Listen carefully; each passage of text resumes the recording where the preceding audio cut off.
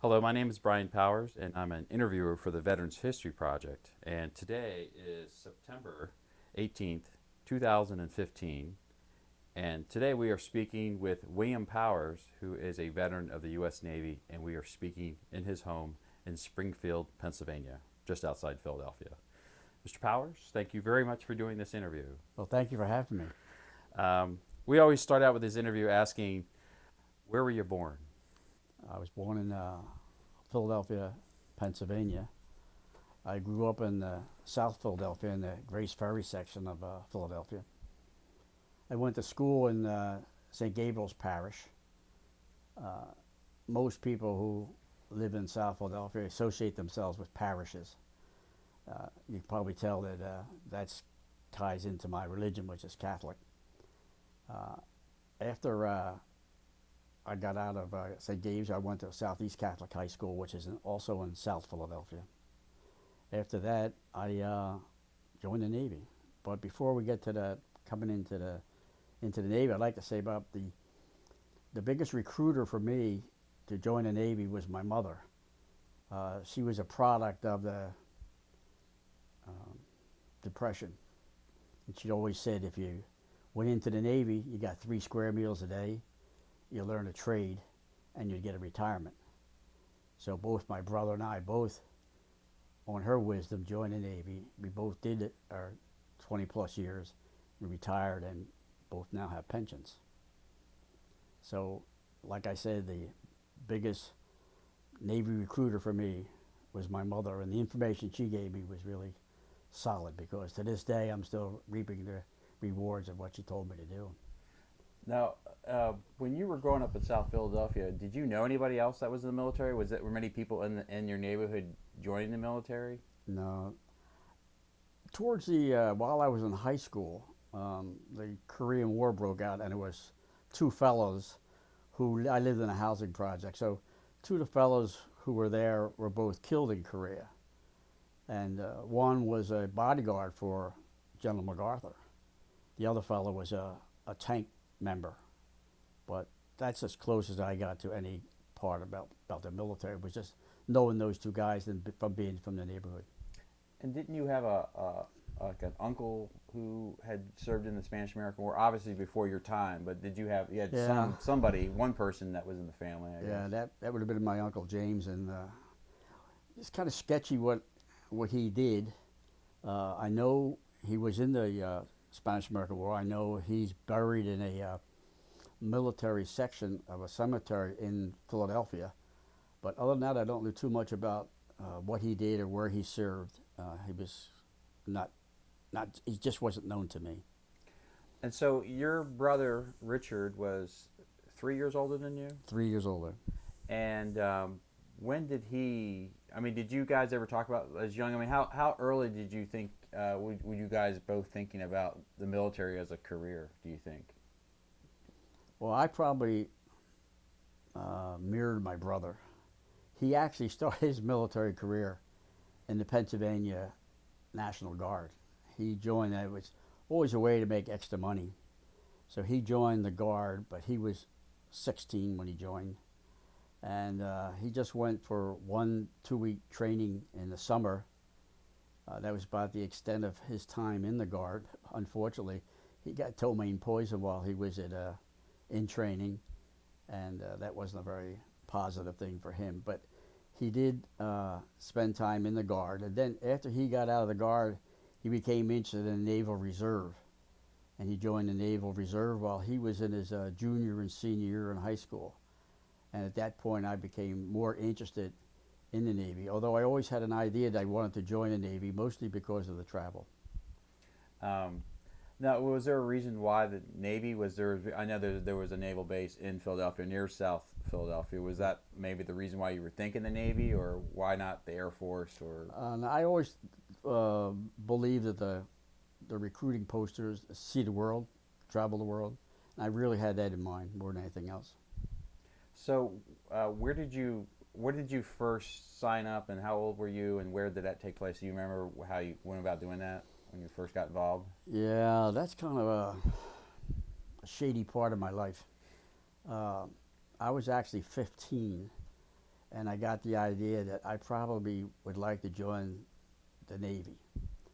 So I kind of talked my mother into forging my baptismal certificate. Instead of well, I was 15 and we may be 17, we changed the dates on my baptismal certificate and enabled me to go into the reserve. So I actually went into the reserves when I was much younger than I should have been. And the only reason that I come out at that particular time was because Navy was very aggressive on not drafting people, but bringing them on to active duty. And I was still in high school, and I could see every week that I went there, and more guys were being activated. And I told my mother, and she was kind of upset. She says, "You can join the Navy, but she says you got to finish high school first." So she wrote a letter to the commandant and told him that I was not 17, and they gave me an honorable discharge, a general discharge on the honorable conditions for being underage. So what happened after that? Did you graduated high school? Yeah, as soon as I turned 17, before I graduated high school, I went back into the reserves again. Okay. So And when you were in the reserves, what were some of the things that you were doing? it was basic seamanship, things like that. Learning knots and tying things and first aid and how to fire weapons. And then you would go away on training duty for 2 weeks. I went to the Naval Training Station up at Newport, Rhode Island. That was the first time I ever rode in a Pullman train. As a matter of fact, the first time I flew is on the Navy's dime when they flew me from Philly down to Norfolk. But anyway, I went to the Naval Training Center in Newport, Rhode Island for 2 weeks. And then I went aboard the USS Latimer, which was an amphibious ship out of Norfolk, for 2 weeks. And they were my two training duties for the first 2 years that I was in. Had you been out of South Philly much growing up? Did you travel? Did you ever see much other than the city of Philadelphia? I spent furthest I got from Philly was Wildwood, New Jersey, in the summertime, and no, I didn't travel much at all. So this is your first time that you're going to other states and things. That's correct. Now your brother, he was already in the Navy when you were in the Navy Reserves. What was he doing? Did you keep in touch with him and how his experience was? Oh yeah, he went aboard a Navy destroyer, the Willard Keith, and what was interesting about that was one morning we got the newspaper, the Philadelphia Inquirer, and on the front page was a picture of a merchant ship floundering up in the North Atlantic there, called the SS Enterprise. And the picture was the picture of that and the picture of a Navy ship, and it was the Willard Keith DD 775 was right on the front page. It was really interesting to see. I was kind of taken back because we didn't have, all the modern communications that we have now. So it was the first time I knew that my brother's ship was there, and that they were standing by to take off crew members. And the last person to come off was the captain, a guy by the name of Carlson. And so anyway, my brother was there in the middle of all that. And so, when you graduated high school, did you immediately go into the Navy? Yes. I, like the day after or something? Yeah, well, very close. What happened was, I was still in the Naval Reserve, and I had gone on a cruise on what I mentioned earlier about the Latimer, and that was in June. And I came back off that cruise, and when I got home, my paperwork was there for me to come into the regular Navy in July. So it was pretty close. And what year was that? That was 1953. 53, okay.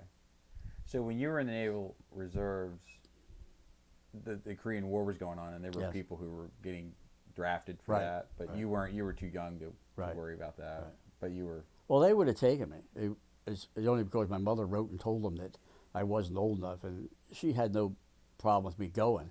It was just she wanted me to finish high school. Mm-hmm. So when you did your first training, where did you get sent?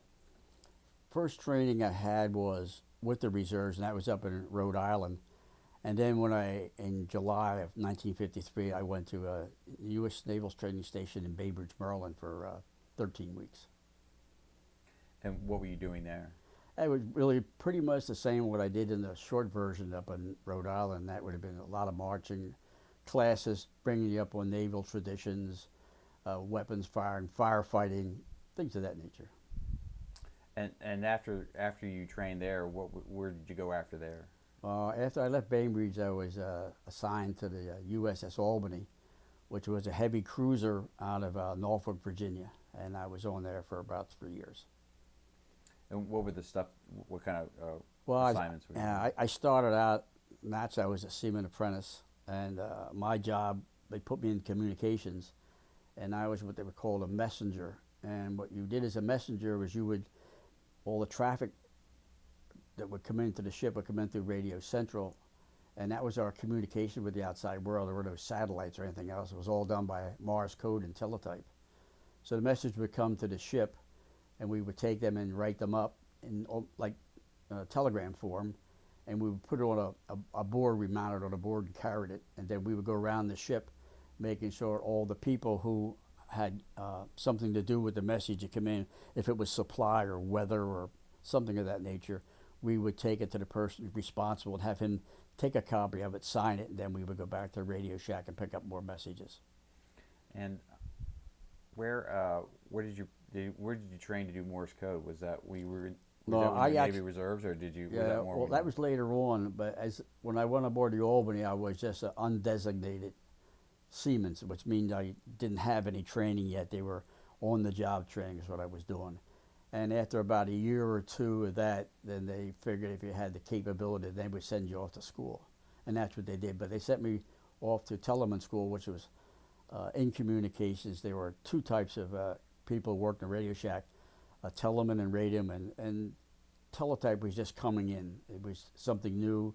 We still had the radium who copied the Morse code, the CW, but teletype was now the thing. So they were training more people in the teletype, and I was put into the teletype sections.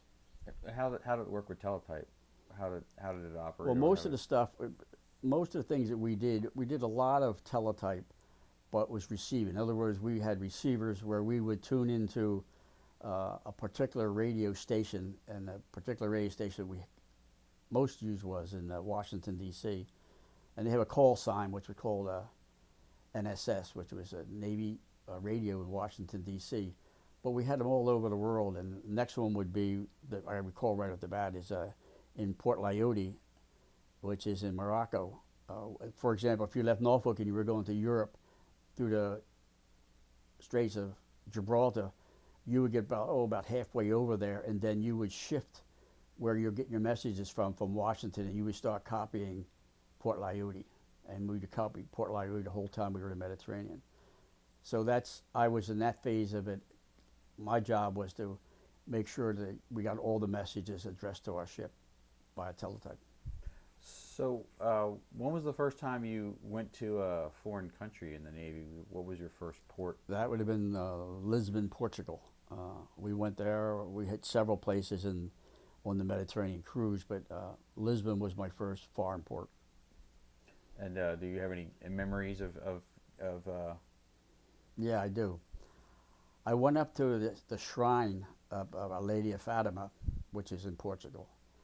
And I went up with a group. There was probably, I don't know, maybe 50 sailors on the bus. Bad deal. Should never send sailors to a shrine. But anyway, we went up there, and we were all well behaved. But we had so many people that they weren't expecting, and they had a little slow getting out the meals to us. In the meantime, they put as much wine as you want on the table. So by the time the meal came, half of the guys were in the bag, which was not a pretty sight. So, I'm assuming you took another trip back there. Maybe it was more what you're. But I didn't get back. I never got back to Lisbon again. If I did, I'd probably go do some sort of a novena or a rosary and pray for, forgiveness for what we did there. So on that ship that you were assigned to, that one, The Albany.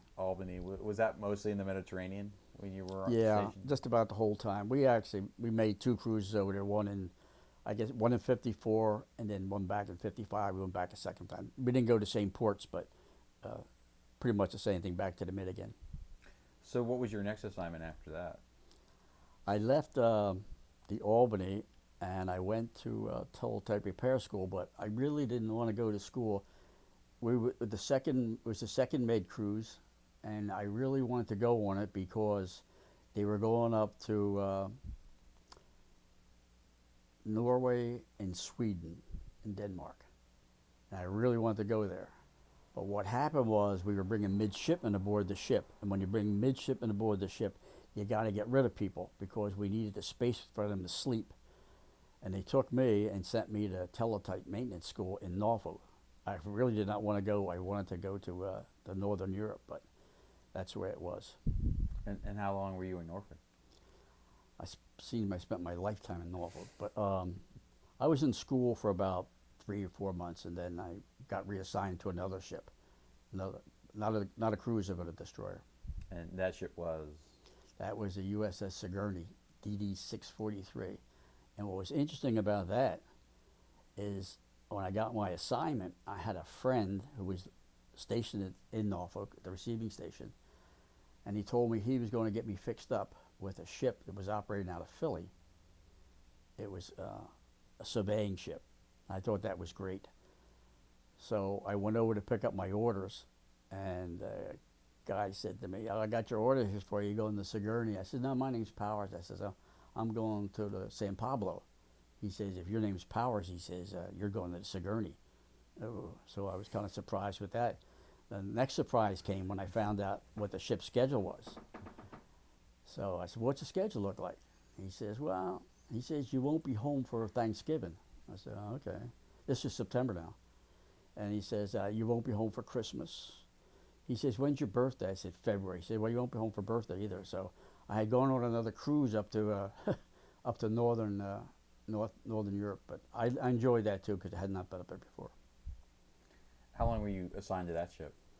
Oh, I was on there about 18 months or so. How often were you getting back to Philly to see your mom?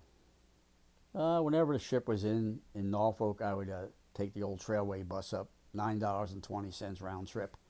And there was times I would go up, I had to borrow the money off my mother to ride back. So, but I would go up whenever I could. And how much time would you have to visit? Oh, I would just get in on Friday, early Saturday morning, about 3:30 in the morning, and I would start it back Sunday night.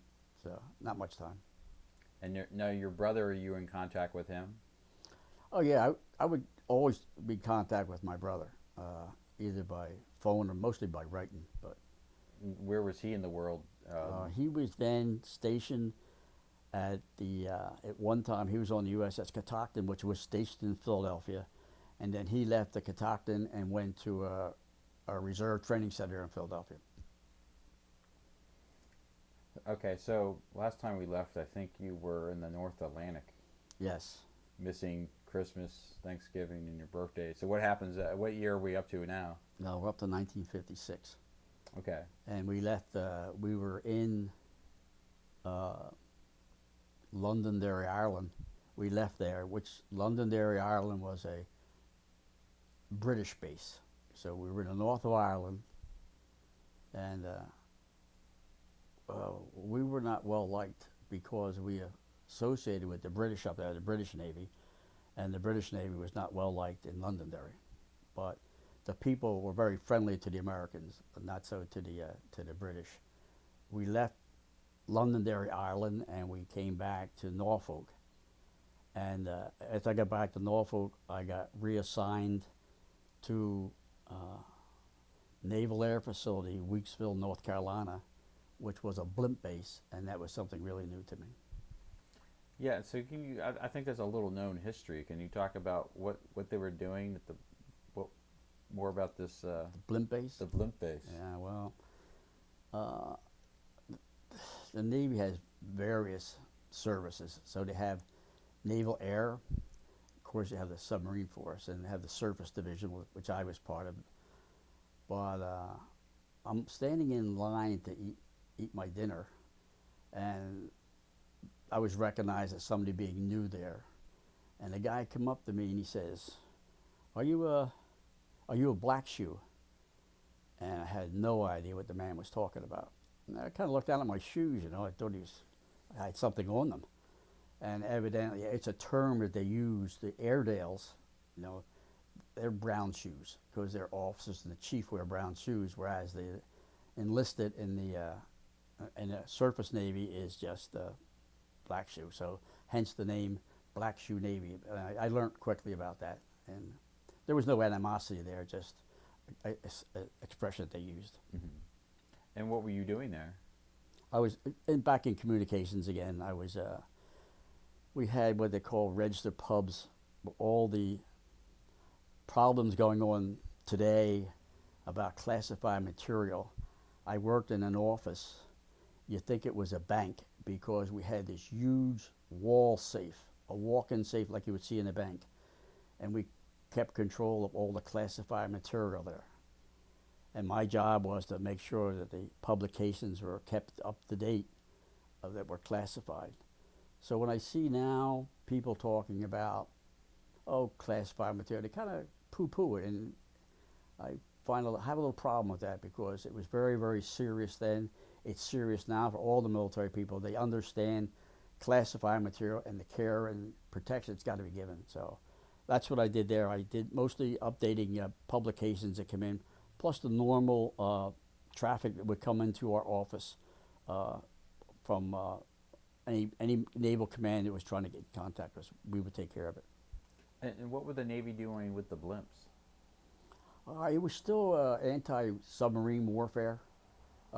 They would go out from Weeksville. We had a naval air facility at Weeksville. We had a naval air station at Lakehurst, New Jersey. We had a naval air station at South Weymouth, Massachusetts. We had a blimp base at Glencoe, Georgia. And we had, from time to time, we had blimps down in Key West. And they were just mostly training out there, chasing submarines and finding submarines. And they had the ability to stay over long periods of time. They could stay on a sub and just kind of hover over. That was the advantage of the blimps. I guess they were interested in Russian subs, I guess, at that time? Russian subs, right. Did you know if they were spotting a lot of them? Do you? At that time, I don't know. I know years later, when I was on another ship called the Fred T. Berry, we spent an awful lot of time up in the North Atlantic chasing Russian trawlers. We would chase them and get up alongside them, take pictures of them, and chase Russian submarines up there until they went down below the surface. Did you ever go in any of these blimps any time when you were on the base? No, I did not. Didn't have the clout. Oh well, it's not that. It was a different Navy. The Airedales are great people, but I wasn't a blimp guy. So. And how long were you there at them? I was there about a year. It wasn't. It was just kind of a short period of time. I really didn't do much there, and with no travel. It was Weeksville's south of Elizabeth City. Show you how isolated it was. We had to go to Norfolk to go on Liberty. So. Now, didn't you get into a car accident around that time period? Yeah, that's another dark side of my life. We had been to a VFW, and we had closed the place, and we were leaving. We were going back to the base. There was 5 of us in the car, and we left the VFW. And I was driving with a guy by the name of Paul Klein. He was a first-class commissaryman, and he had a brand new car, a brand new 1957 Dodge. And we were flying along back to the base, and he come on a curve. Instead of making the curve, he went straight out into a cornfield and totaled the car and put us all in the hospital. And I spent from February to June in a naval hospital at Portsmouth, Virginia. And didn't you have to get your jaw? I had my face wired up. I had my upper and lower jaws broke. I had the roof of my mouth was cracked in half. I had breaks on both sides of my eyes. So they went in and wired my face together and then kind of drew it all up. They put the wire up through the holes and down, and then they kind of tightened up and brought it all back together. So I drank a lot of soup for several months and mashed potatoes, and I lost a lot of weight. And how long were you in the hospital? I was there from February to June. And when you got out, were you still recovering? Were you No, I was fit for duty. So, but my time had run out, and rather than send me back for a month to North Carolina, they sent me over to the receiving station to have me separated, which I did. I got out at that point. But at that time they had in the Navy, you could go out and stay out for 90 days and come back in again, and everything was the same. You kept your same grade, same pay, everything was the same. So a lot of guys would ship over and immediately take 30 days leave, which they had that's 30 days of their leave they're using up. So I decided what I would do was get out and stay out the 90 days and then come back in again. I had the whole summer off. And they also had something called muster and out pay. They gave you $100 a month every month for 3 months. So I had some spending money when I got out.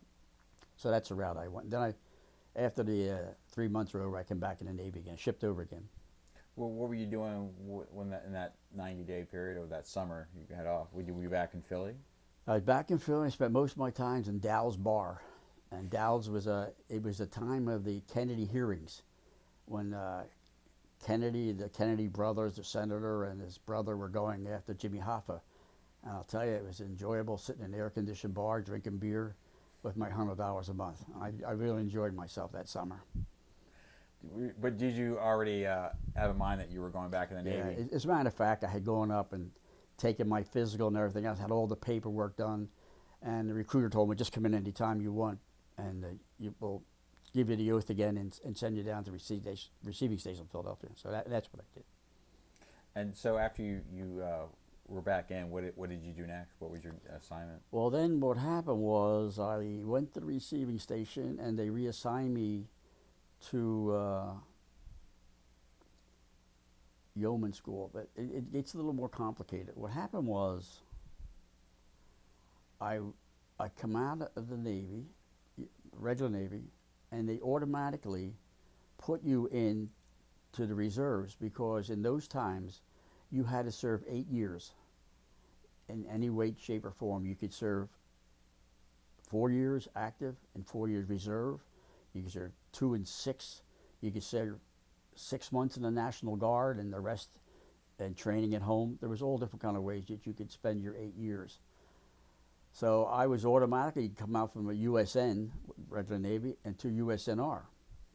Now my brother was stationed at a reserve training center. And I told you I got the $100 a month. But what I also did was, he said to me, being you're a reserve now, he says, would you be interested in working here at the reserve training center? He said, we got this big project coming up and we got to make all these training aids. And he says, we need someone to run a mimeograph machine and do some typing. He said, would you be interested in doing that?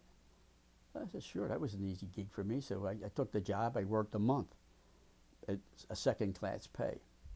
So the time come up and he said to me, he said, we have a cruise going down to Havana. He said, would you be interested in taking this cruise down to Havana? They're short a guy on there. And I said, yeah, so I got to go.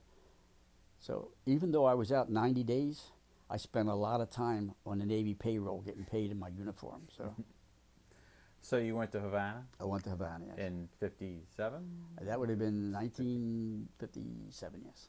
So what are your memories of Havana at that time? This is before Castro and everything. Before Castro, yes. It would have been down on the Prado. We had a grand time down there. Another shady deal here was they sent us out one time on shore patrol in Havana, and they put us in this godforsaken place. There was nobody out. There was no sailors out there. I don't know why they ever put us out there. So we're out there about 3 hours out there. We're saying to ourselves, no, we didn't see anybody. Nobody come out to see us. We didn't even know how we were going to get back. So what we did was we got a couple Cokes. We poured half the Coke out, filled the other half up with rum, and then we just kind of sat out there and drank rum and Cokes, waiting for someone to come get us because we never saw another soul. And towards the end of the day, about, I don't know, about 5:30, 6 o'clock at night, this Jeep come up and said, you're relieved, and we all got in the Jeep and went home. So that was strange. But Now, was there a military base already in Cuba? we still had we've always had and I hope we always will have, the naval station in Guantanamo, and Guantanamo Bay, Cuba. And we've had that since about either 1903 or 1906. It was a coaling station where ships would leave, like, say, Norfolk and go to Gitmo and coal there, and then go over to Panama and coal there. So it was a coaling station. We've always had it.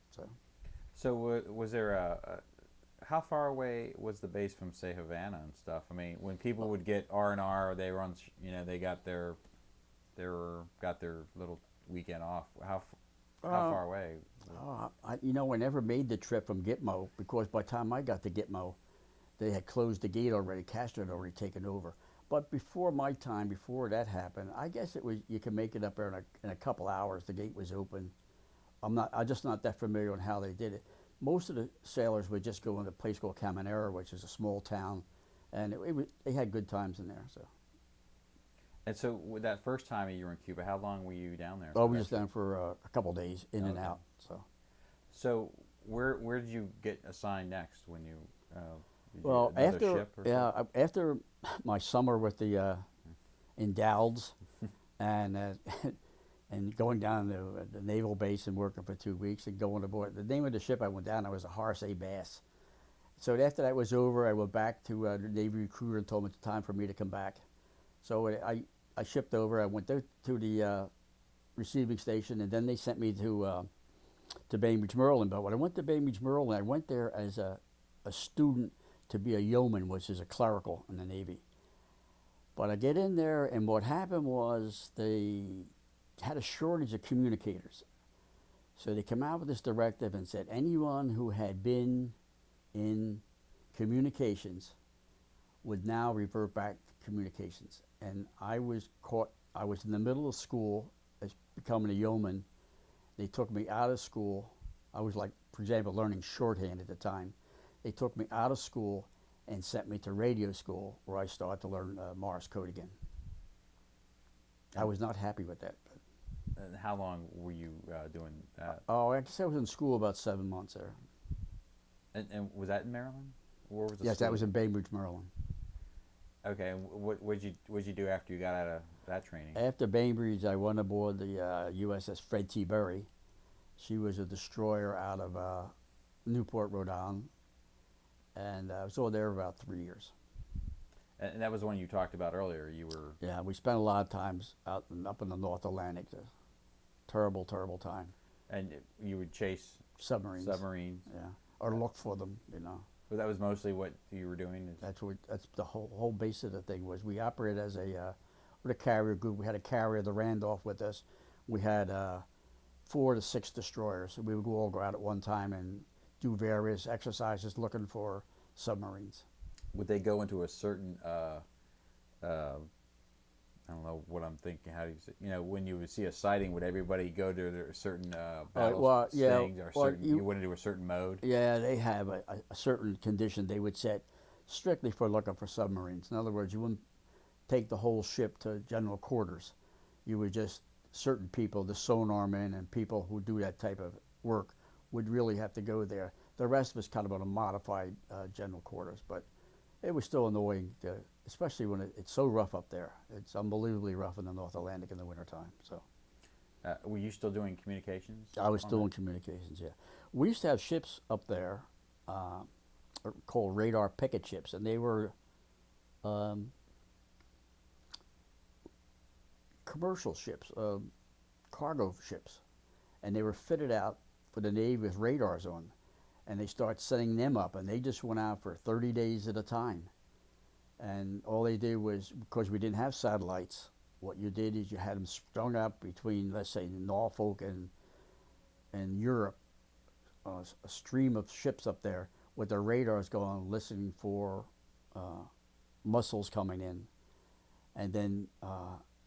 finally, they got the satellites, and they were able to retire all that stuff.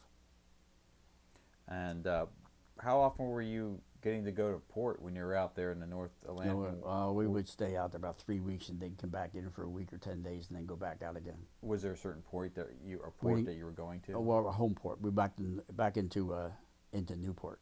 Okay. We'd go out from Newport and go nowhere. Just go up into the North Atlantic, steam around up there for 3 weeks, and then come back again. And then we would be relieved by another group. We'd be out there doing the same thing. So you were basically just tracking movements of the submarines and Right. or anything would coming over the air, anything inbound.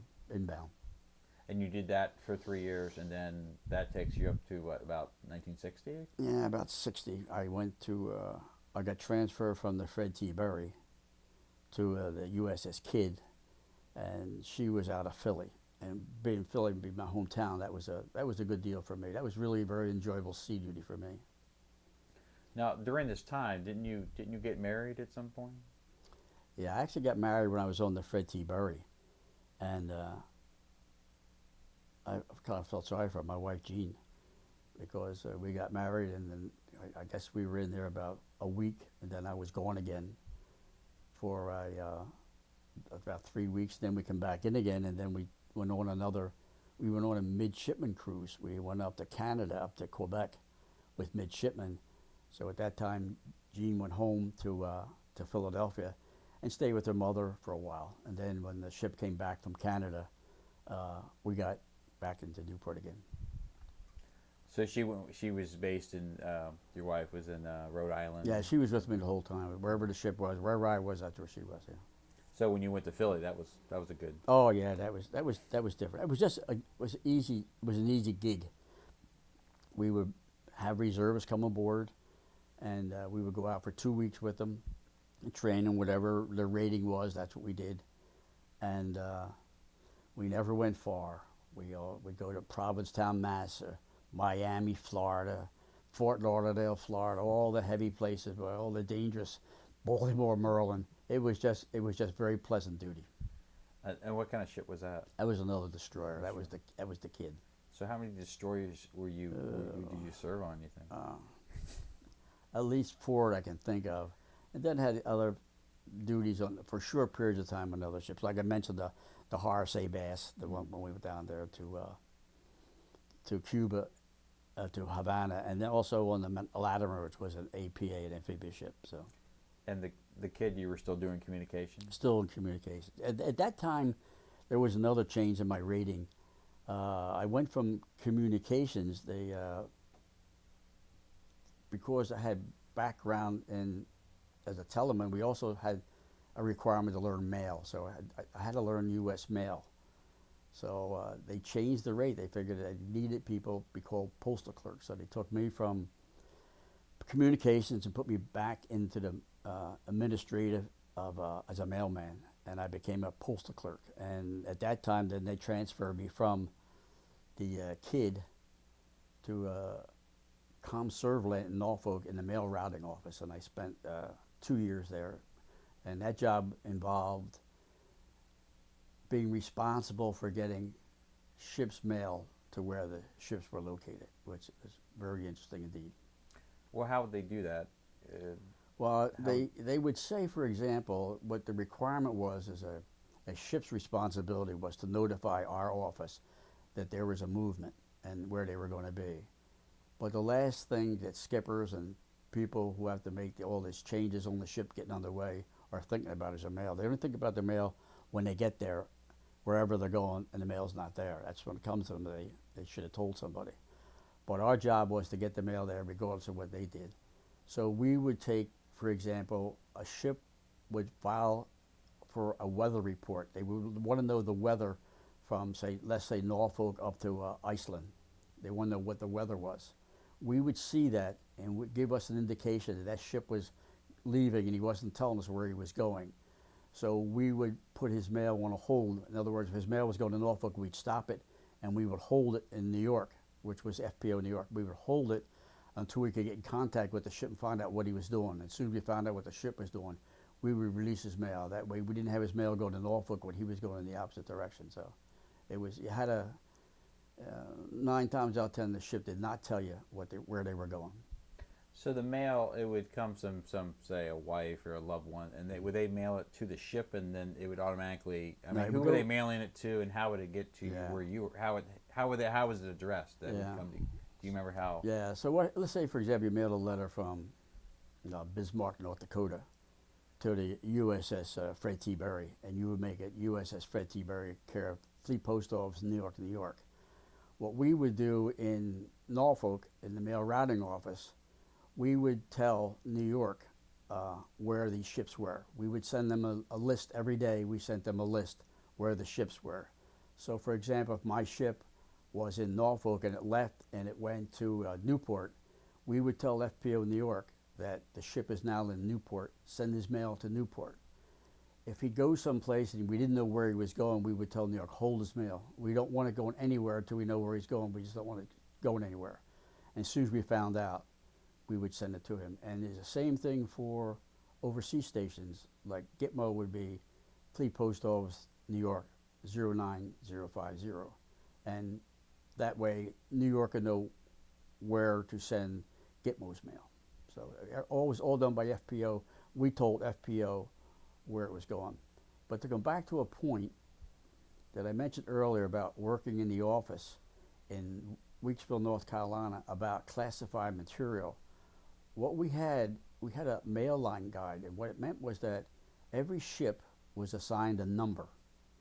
And if for some reason or another we did not want anyone to know where the ship was going for like large movements, we would take the ship's number, his mail routing number, and make that the message. So it would say like mail number 778 is going to this place. We didn't use the name of the ship. And that was those manuals are all classified, and they were all locked up. So when I see this business about so lighthearted about classified material, it kind of really annoys me. And how many ships were you? Just the Atlantic theater At that time was just the Atlantic. that you guys were in charge of? Right. What happens is if they go to Europe, there'll be another command would take. They had a mail routing office. It was in London, and they would handle in up in Northern Europe. They would take care of. And where you worked at, how many people were working there? How big were? There was about 5 or 6 of us, about 6, and an officer and an assistant to him. Did you guys work shifts, or is it just? No, we just worked 7 days a week. As a matter of fact, we would work. We worked weekends because we would just go in on weekends and pick up the messages, check them out, check if there's any changes to be mailed on the ships, and then come home. So you had it must have been a different for you having been on ships for this point, like for at that point probably like 7 years. You've been most on ships. Must have been a different thing to sort of. Oh yeah, to know it's not. You got solid ground under your feet. It's not moving, or you go to work and somebody's not pulling up the lines, and you hear the screws turn on the ship, and you're going someplace. That's how. And you weren't doing communications, right? You were doing something different. You weren't doing. Yeah, it's mail, but it's mostly communications. Yeah. We would have, for example, we would go into it was called the OPCON Center, and it was really a top secret place. And you would go in and you would hand him there was a Marine. You hand him your ID card. He would give you a badge, and you pin the badge on. Then you could go further in there. And all the submarines were plotted on these big boards, and they had a curtain that they would move back and forth. And when you go in there, we were checking on submarines where they were, and that was really very sensitive. You really had to be careful what you said, because you don't know where you learned this at. You didn't know if it was you read it in a newspaper or did you read a piece of classified material. And the best thing to do was just not talk about it at all. But the OPCON Center was like that, especially because they handled so much of what was going on the whole East Coast. And that was based in Norfolk? That's in Norfolk also, yeah. And so you did that for 2 years, right? Mm-hmm. And what did you do after After that, we went to Gitmo, Naval Station in Guantanamo Bay, Cuba. And how did that happen? How did that? I actually went down there. It was supposed to be an unaccompanied tour. In other words, my wife would not be going with me because they still had the problem with Castro. So I was scheduled to go in January rather, and in December they lifted their restriction on dependents, and Gene and I were able to travel down there together with the kids, so it worked out pretty good. But it was kind of on the difficult side because it had been so long since dependents were in there that the Navy exchange, the commissary, they had just down to the ground zero. They had nothing in there. So we went down there. We had no wash machines. I washed it. All the kids with clothes had to be washed by hand until they got up to speed at the Navy exchange and they could get equipment down to them. I mean, this wasn't too long after Castro had come into power, I guess. This has been 4 years later, about 4 years later. Was there much, I don't know, any encounters with the natives, or was there tension? What was the vibe like? Now, it's interesting on the base because we had what they call commuters. And they were Cubans who worked on the base for a lot of years, 25, 30 years. And they continued to go back and forth. And then there came a time when they stopped all the commuters. But while I first got there, they still had the commuters going back and forth. And one of the things interesting about Gitmo when I was there was the number of people trying to get out of Cuba. And they were called swimmers. They would come in. There was a section in the bay where you could actually swim by and get out of Cuba. But at that spot the Cubans had towers up there. We also had towers and Marines mining the towers. And Cubans would shoot at the people in the water. And unfortunately, several of them were killed, the people trying to escape.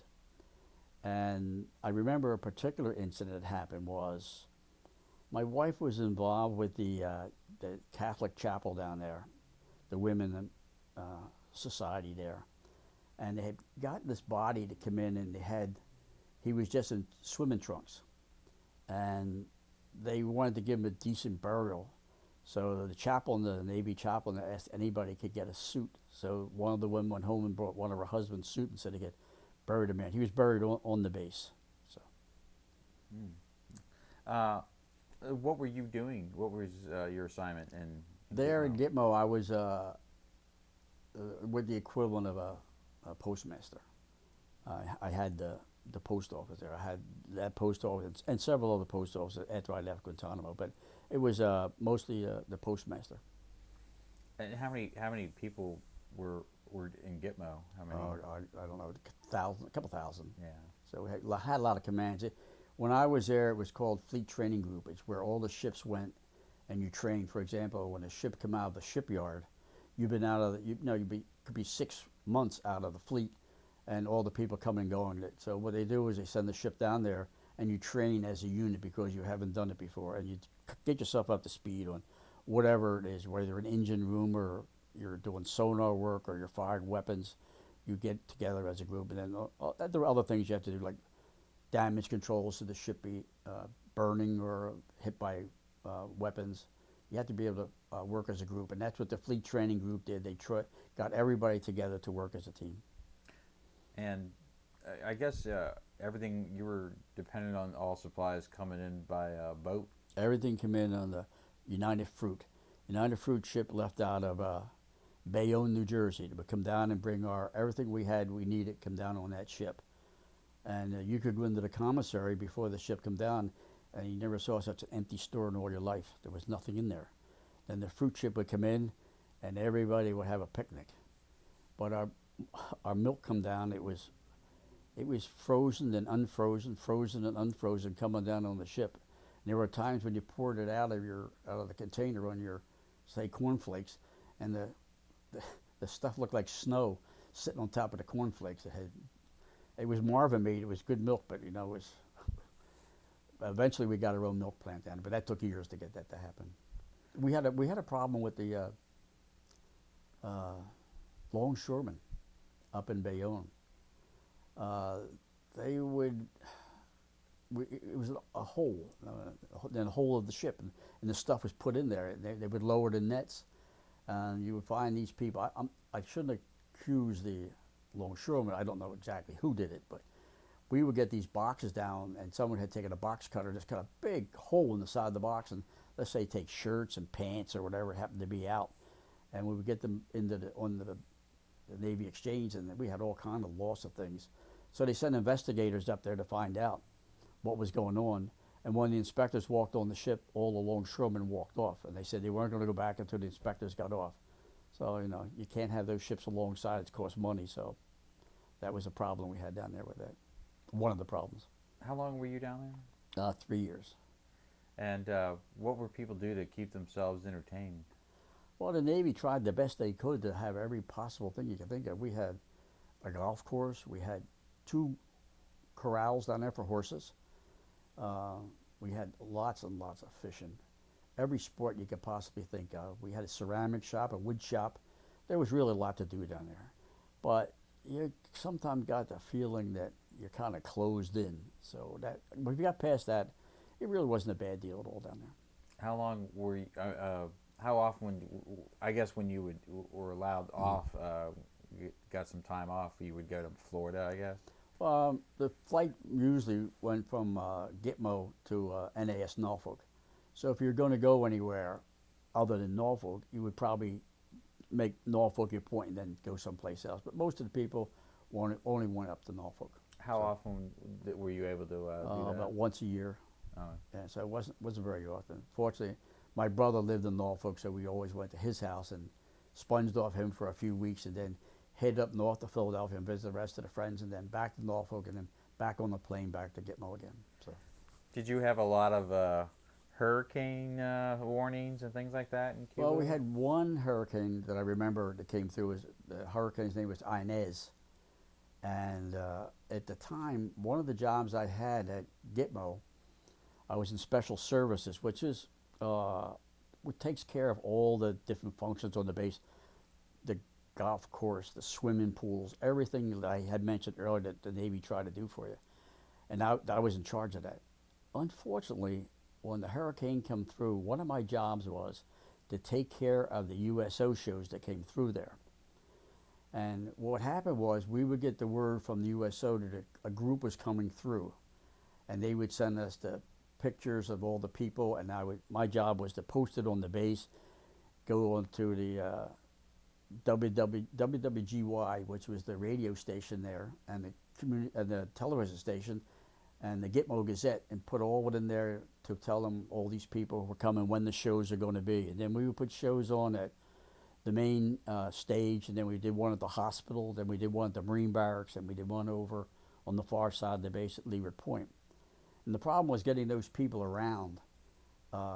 It was no easy task. It's okay if you had 3 or 4 people, but I once had the University of Oklahoma there, a singing group, and I think there was 30 people in it, and you had to keep those people entertained all the time, like get them horseback riding and send them out fishing to get them in boats and all this kind of stuff. And they were all young people, and I'll tell you, man, I had my hands full with them, but it was fun. It was really a great experience. How many did you have people working for you as the postmaster? I guess about, I'm gonna say 25 or 30. Was that was that one of your first things where you were in charge of overseeing people? No, actually, I guess the first would have been, I guess when I was in the mail routing office, I really had, there were only 6 people, but I was actually in charge. That was my responsibility. So, but and other times I never looked at it that way. I was in charge. When I was on the ship, I was at first class, and I was in charge of the radio shack also. But that was small stuff compared to being a postmaster. So when you, after Cuba, where did you go after that? After I left Gitmo, I went to a Naval Air Station at Tsuki, Japan.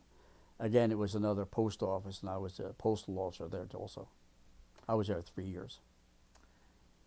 And now your brother, I think he ended up in Japan at Yes. the same time you were in Japan. How Yes. did that happen? Well, we got it. Brothers serving with brothers. We were able to do that, and it worked out quite well. My brother, he was always on top of things, I'll tell you. And when I got my orders to at Tsuki in Japan, he says, you know, you could probably go over there by ship. And not too many people knew that. So I worked towards getting transferred over to Japan. Instead of going by air, I went by U.S. President lines out of San Francisco. And it was really a great trip. And my brother, he deserved a lot of credit for figuring all that out. And of course, he was laying the groundwork for himself, because 6 months later he did the same thing and come over on the President Wilson, and it was a great experience. And when you were in Japan, what was the base that you were? At Tsuki, it's an air station. It was north of. I lived in Yokohama for 3 years, but it took me an hour to get to work in at Tsuki. I used public transportation. I used the Japanese trains, and bought myself a train pass. I would buy it by the month, and then you didn't have to stop and pay. You just showed your pass and go through. And excellent train service in Japan. A small story: those trains leave on time. I don't care what you say; they leave on time. I remember being in the station and watching the lady run to get to the train, and the guy blew the whistle. They shut the door, and she bounced off the door. The train left and put her on her fanny, knocked her shoes off, and the shoe had dropped down on the track. And after the train left, the guy had to go down and get her shoe off the track. So when that train, you heard that whistle, you stopped. You didn't try to get through there. So other than trains, were there other things that Japan left an impression on you? Oh, the taxis were good then. I don't know what they are now, but all you had to do was put your hand up and the taxi would stop for you. And they were 100 yen cab, which was very, very expensive. And they were all over the place. You didn't have to go take a train. Short distance. If you wanted to go short distance, that was the way to go. And this is just 20-some years after the end of World War II. I mean, was there much weirdness between American? I found some, but not much hostility there. They were men who probably had been in the Japanese army, and they just kind of resented the Americans being there. They didn't speak English, but there was no doubt that they were talking about me. I had a friend who I met in Japan, a man named Mr. Matsuyama, Charlie Matsuyama, who spoke English, and he told me that they were not happy. He was telling me the things that they were saying, and he kind of went to my defense. He was a little old man, and I thought it was kind of funny. He was taking on these big guys, but they respected the age over there, so we never had any trouble, but they did not like me in particular, I guess, or Americans in particular. And your brother what was he doing? You're a postmaster. What is he doing? He was in naval intelligence. He was in another location in Japan, about an hour the opposite direction from me. We both lived in Yokohama, but he was stationed in Yokosuka at Kamnafor, Japan, which was the headquarters. That's where the admiral was, and that's where he worked out on his staff. And they were responsible for intelligence in the Far East. And one story about that was that my brother and I was in the hotel, and my brother was working. So he calls me on the phone. He says, "I got to talk to you." Let me back up. He was in the hotel. I was now in government quarters. He calls me and tells me, "I got to talk to you." He says, "Meet me at my hotel," which was in Yokohama. I go down to talk to him. He tells me, "I can't stay long." He says, "It's really hit the fan."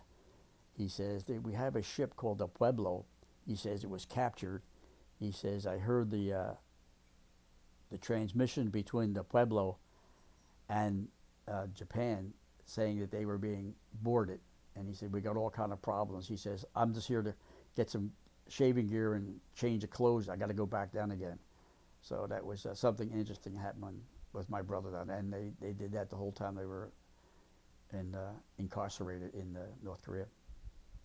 And when you were in Yokohama, where did you live? Did you live in government housing? Did you live? Yeah, I lived in government housing most of the time. I could have lived in Atsuki, but to live in Atsuki, they had a long housing list. So I would probably, by the time I come to the top of the list, I probably would have lived on the base, on the economy for about 2 years, and I figured it wasn't worth it. I just assumed, because I had the kids and all, and it was much more comfortable living in the quarters there in Yokohama. So I just elected to move into Yokohama and just go back and forth myself on the train. So as a postmaster, are you handling mail that's being sent to people who are stationed in that area, in Yokohama area? At Atsuki, yes, but there were occasions when I was up at Atsuki, well, we would have uh, a crisis, so to speak. And a good example is what happened with the Pueblo. We had a task group which was coming out of Japan, going back to the States, and they were relieved by another task group coming in. Well, what happened with Korea, with the Koreans, the Pueblo, they decided to hold both the ships, both the task force there for a short period of time, so they see how it's sorted out. Well, what happened was they had to get them the mail, and the closest place to get it was my post office there at Atsuki, which was a small post office considered. So I get a call in the middle of the night to come up to the Fleet Post Office there in Yokohama, and to tell me that we were going to get an influx of mail into Atsuki. Now, there's no way we could have handled all that in that building that I was in. So they told me just make arrangements. So I had to go back and went back to Atsuki and commandeered a warehouse. I commandeered about 6 trucks. I got about 5 more people and trained them how to make sure they had Navy driver's license so they could drive our trucks. And we had to build up that small post office so we could take care of all that fleet mail that would be coming in. So those things happened. Now you were over in Japan during Vietnam. Were you affected, or did you have much? No, not really, not me, but a couple funny incidents happened. We had a lot of people come through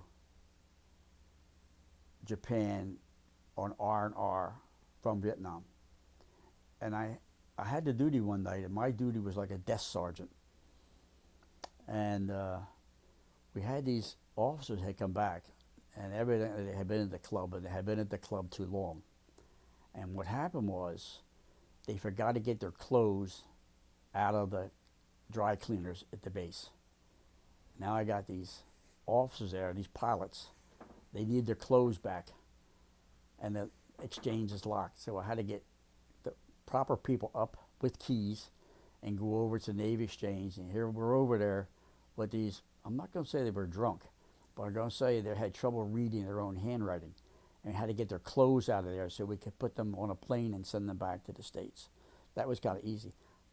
A not so funny one was I wound up in the hospital at Camp Zama, which was close by. It was an Army post.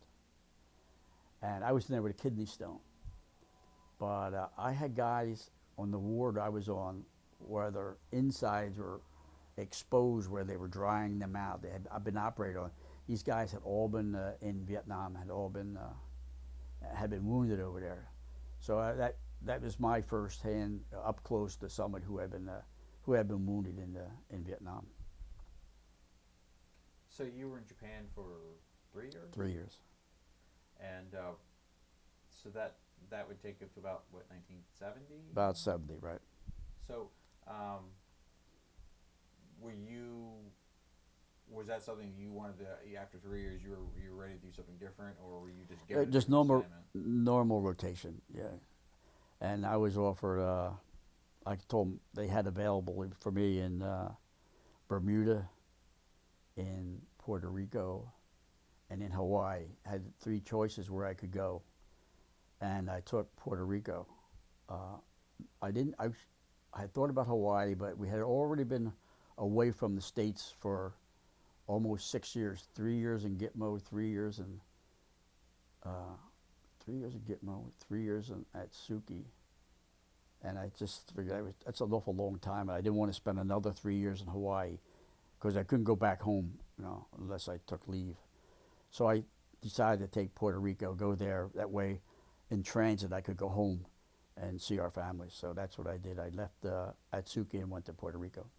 Now, your mom, she's still in Philadelphia, and her 2 sons are in Japan. I guess she never came to Japan, huh? No, she didn't. She came to Puerto Rico, but that was a long trip to Japan. I wouldn't recommend that for anybody to go over there like that. It'd be a hard ride. And so she did see you. Did she ever? Was that the one time she ever went out to where you were? That's right. She outside the country. Yeah. She did come out one time. It's a kind of an interesting story. I was in a car accident there in North Carolina, and I spent several months there in the hospital I mentioned before. And but what happened was, my brother and I both wound up in the hospital, different hospitals, different states, on the same day. My brother had ruptured appendix, so he's in the Naval Hospital in Philadelphia. I'm in the Naval Hospital in Portsmouth, Virginia. So the Navy chaplain had called my mother from Philadelphia and told him that my brother was doing okay. His appendix had ruptured, but he would be okay. So she thanked him. So then shortly thereafter, probably hours later, she gets a call from the Navy chaplain saying that your son's in the hospital. She said, oh yeah, she says, they called and told me already. And they said, well, who called you? She said, well, it was the Navy chaplain. And he said, well, I'm the Navy chaplain, and I didn't call you. She said, well, what son are you talking about? He said, William. She was married him. He said, well, he was in an accident, and he's in the Naval Hospital in Portsmouth. And my mother came down to see me. She had never flown before, and she had not been outside of Philadelphia. So it was really an experience for her to fly down to Norfolk, see me, and then go back up again. So. Well, while we're on that topic, I wanted to ask you about what did you think of your Navy care when you were there? What was that experience like in the Naval Hospital? Oh, I had excellent care. The Navy has always taken good care of me. I had no problems at all. As a matter of fact, I'm retired, so I'm still entitled to use the naval facilities. And once a year in January, February, March, we go down to Florida, and I stay at the Naval Air Station in Jacksonville, which is really across the street, literally across the street from where I stay. For the last 3 years, I've gotten sick. Last year, it was diverticulitis, and before that, I had jaundice. So I just go over there to the hospital, go to emergency, and they take me in, and I couldn't get better care. So to this day, the Navy's still taking care of me. And so we're going back to Puerto Rico now. So you're in Puerto Rico. How long were you stationed in Puerto Rico? 3 years. I spent 2 years at Naval Station San Juan, and then they disestablished the base, and they moved all the functions down to a place called Naval Station Roosevelt Roads, Puerto Rico. It's about an hour south of San Juan. And I finished up my Navy career there at Roosevelt Roads. Since that time, Roosevelt Roads has also closed, so there's no Navy presence down there at present. So, what were you doing in Puerto Rico? It was the same again as being in charge of the post office. It was a much smaller scale than the other ones, but it was still full running post office. We took care of the ships coming into San Juan, take care of their mail, and take care of all the incoming, outgoing mail for the base itself. You were a postmaster at 3 different places. Was there one that you thought it ran better, or he had a better crew? Was there one that you had a favorite? Probably Atsuki in Japan. It was I guess it was really well established. I probably didn't have to go to work in the morning. It was so well done. Everybody knew we had a couple of good first-class petty officers who themselves had been running post offices for a long time. So it was really easy. They made my job much easier there. But it was a busy place. For example, we mailed more China back to the United States. The whole back of the post office would be filled with boxes of 100 pieces or 200 pieces, either China, stemware, speakers, reverberators, you name it, all kind of electronics equipment. These ships would come in and they'd buy it all up, and we would ship it back again. Was that one of the perks of being in the Navy? You could mail anything? Oh no, you had to pay for it. If you were in a war zone, then there's no problem with it. It's free. But a funny thing did happen though. When those carriers were moving back and forth doing that Korea business, they were outside of a war zone. They were now in where they had to pay postage. They had anticipated on the ship, not knowing that was going to happen with Korea. So they needed stamps. And what happened was, my stamps came from the postmaster in New York. That's who I requisitioned from. And I would send the money in and the check in, and they would send me so many stamps. We're talking a lot of stamps, okay? So anyway, what the GPO in New York would do, I guess they thought we were a poor cousin out there in Japan. They would unload their Christmas stamps on me, you know. So in other words, I'd ask for $8,000 worth of stamps, and I would usually send them, you know, particular ones that I was interested in. I had a form I'd send in. Well, they just kind of ignored that and just sent me all these Christmas stamps. I could never get rid of the Christmas stamps. Nobody wanted Christmas stamps in January, you know. So what happened was, these sailors, the ship come in, they're now in a zone where they have to have postage, and they're short. And you can rest assured, I shared my Christmas stamps with all the guys on the ship. I just sent them out to them when they wanted to buy stamps. I got rid of all my Christmas stamps on the guys on the carrier. So it worked out. So Puerto Rico was your last assignment? That was my last assignment, yeah.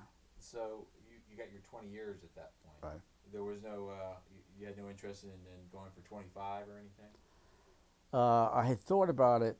I probably would have went longer had they sent me back to Norfolk, but they had me programmed to go to the Pentagon, and I had worked with a guy who worked in the Pentagon recently, and I would be living out in Manassas or someplace like that, an hour and a half out, a lot of traffic, and I figured there were several reasons. The Navy was changing.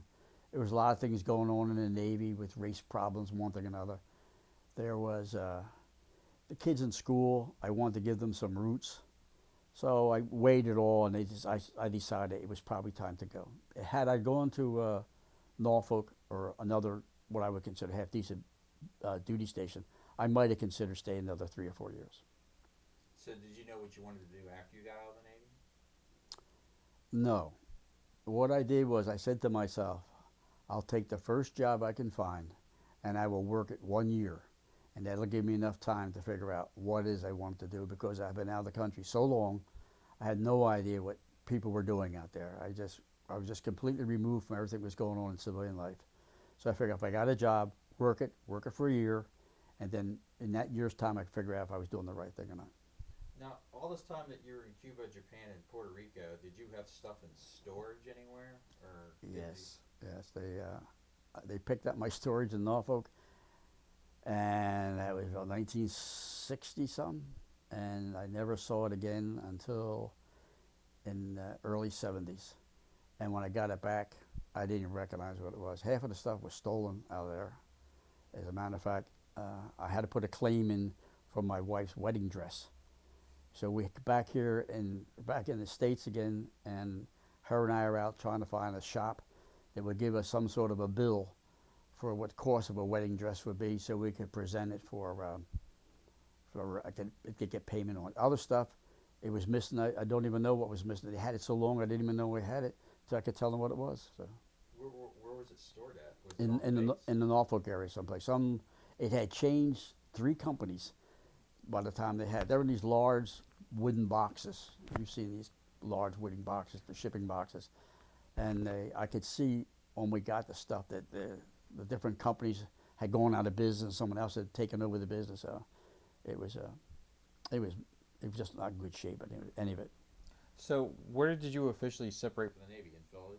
In Philly. They transferred me from Rhode to the Naval Station and a Naval Receiving Station in Philadelphia, and they separated me there in Philly. But you didn't know sure what you were going to do for a living, but you were pretty sure you were going to go back to Philadelphia area. Right. So where were you? You didn't have a house bought or anything at that No, point. I had You've nothing. been like a sort of a nomad, right? So Right. what did you, when you arrived and you got kids, what, like 5 kids at this point? Yeah, well, what happened was, aboard the base, they had something called the Navy Lodge, and I was able to stay there for a month.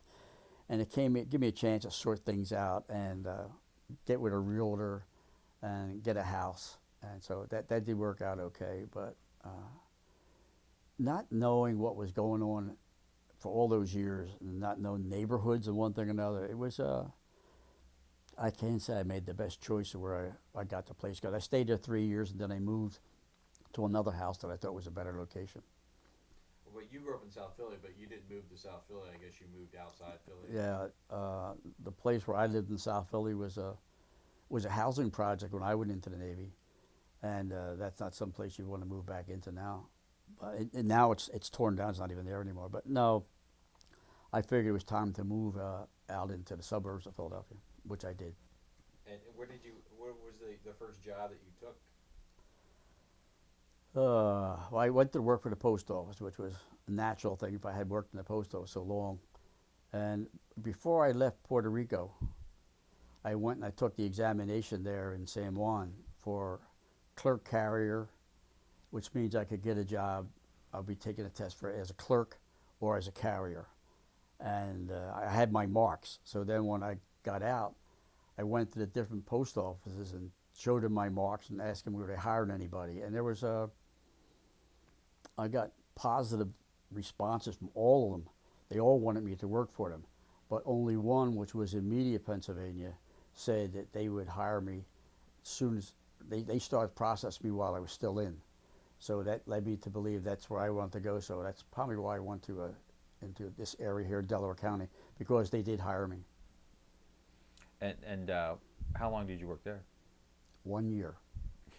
1 year. That was more than enough. They'd make an old man out of me before my time. Now they hired me because they didn't have to train me. You know, if you spent as much time I did in Navy mail, and the Navy mail was the exact same thing as the civilian mail. So one day I took my uniform off, and the next day I had a postal uniform on, and I was on the counter selling money orders and stamps, the whole 9 yards. They didn't have anybody with me. I just started doing what I do, and I divided my time between on the clerk on the window and carry mail out on the street. So that wasn't for me. I just knew that was not my life. I didn't want to spend a whole 20 or 10 years, whatever it happened to be. So I just bid them fond adieu. I'll see you, and that's all there is to it. And I left there. I took a part-time job while I applied for college. And I worked at a trucking company as a leasing clerk. In other words, we prepared the paperwork for people who wanted to rent trucks. And I stayed until school started, and then I went full-time to school. And where were you going to school? I went to Delaware County Community College here in Delaware County, and I took my major was what they call IT now, but it was in computer science when I took it. And I then got myself a part-time job while I was working, while going to school. I worked as a janitor at Cardinal O'Hara High School.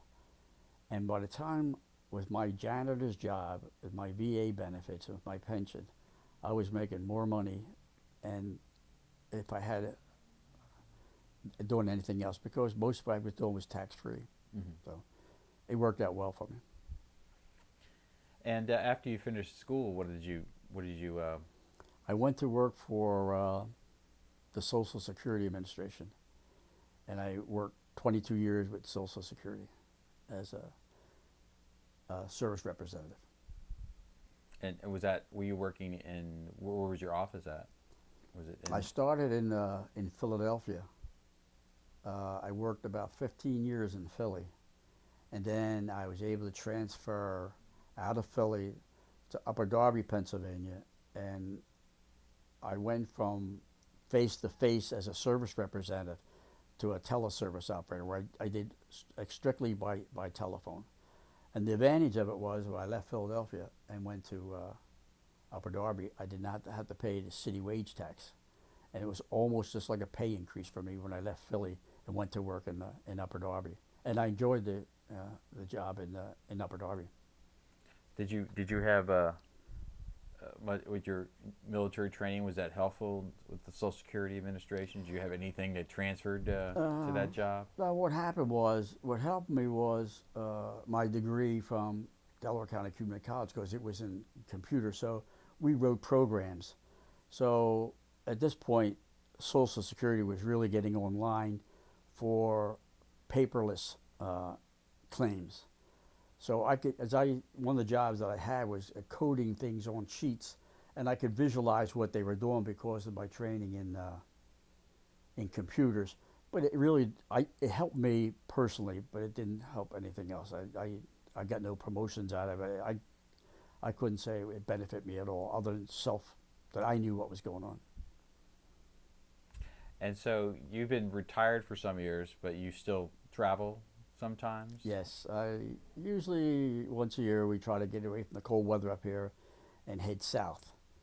And we've been doing it, I guess, 20 years now. We've been doing it. For a long time, we were going to Key West. We have relatives live in Key West. We would go down there. We started out going out by about 2 weeks or so, and then we extended it to longer and longer. So now we go down for most of January, February, and March. So it works out pretty good. We stay mostly now. I don't like to drive all the way down to Key West, plus the fact that my relatives have moved out of Key West and they moved up to Vero Beach. So we don't go any further now than Vero Beach, California. Really, I just have really one last question. But is there people that you kept in touch with from your military days? I have about 3 or 4. A fellow named Sam Guthrie, he lives in Pensacola, and the communication is mostly Christmas cards. A fellow by the name of Don Flanagan, he lives he's in Tennessee, in Seaverville, Tennessee, and I see him or talk to him at least once or twice a year. But other than that, I don't have many people that I was served with. Maybe it's because I'm 80 now, and I don't know. Maybe they're all. But you're still able to use some of your benefits you got from your military service. You mentioned some of that. Oh yeah. Well, I can still use the exchange and the commissary, and I do that at least once a month. We go there. These rental places that the military has that you can rent. You pay, but it's a really reasonable price. So I stay in Jacksonville. I go to Cape May. There's a lot of places that we go to, so that works out well. Yeah. Well, I think that's the end of my questions. Okay. Well, thank you, Mr. Powers, for taking your time and tell us a little bit about your military career. Appreciate that. Thank you very much for having me.